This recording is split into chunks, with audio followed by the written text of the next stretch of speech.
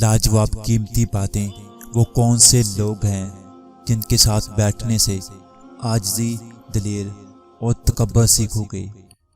مزید ویڈیو دیکھنے کے لیے چینل کو ضرور سبسکرائب کر لیں اور ساتھ میں بیل آئیکن کو بھی لازمی پریس کر دیں تاکہ ہماری روزانہ کی ویڈیو آپ تک پہنچتی رہے۔ گمراہ اور فاسق لوگوں میں بیٹھو گے تو گناہوں پر دلیر ہو جاؤ گے، عورتوں میں بیٹھو گے تو غیبت سیکھو گے، بچوں میں بیٹھو گے تو غیر سنجیدگی سیکھو گے، بادشاہوں، امراء اور سرداروں میں بیٹھو گے تو تکبر سیکھو گے، فقراء میں بیٹھا کرو، عاجزی سیکھو گے۔ اپنے گھر کا سکون، اپنے بستر کی نیند اور اماں کے ہاتھ کا کھانا دنیا کی سب آزائشوں پر بھاری ہے۔ قرآن اللہ کی وہ رسی ہے جس کا ایک سرا تمہارے ہاتھ میں ہے اور دوسرا سرا تمہارے رب کے ہاتھ میں ہے۔ قرآن کے سامنے کوئی باطل ٹھہر نہیں سکتا۔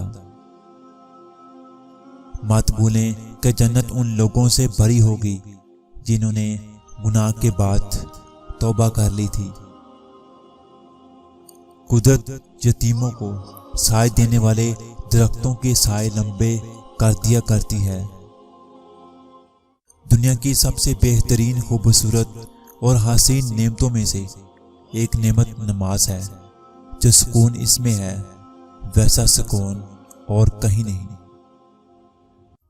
مشکلیں تو رب کا انعام ہوتی ہیں اور آپ کا رحمان رب آپ سے امتحان لے کر آپ کو مضبوط کرنا چاہتا ہے، تو پھر آپ کیوں شکایتیں کم بار لگا دیتے ہیں کہ ایسے ہو جاتا ہے، ویسے ہو جاتا ہے، یہ کیوں ہوا، ایسا نہیں ہونا تھا۔ جن کے ساتھ کوئی نہیں ہوتا وہ بھی تنہا نہیں ہوتے، اس لیے کہ ان کے ساتھ بھی رب ہوتا ہے۔ اس جملے نے ہر ٹوٹے دل کو ہمیشہ سہارا دیا ہے۔ جب محمد اتنے خوبصورت ہیں تو محمد کو بنانے والا خود کتنا خوبصورت ہوگا۔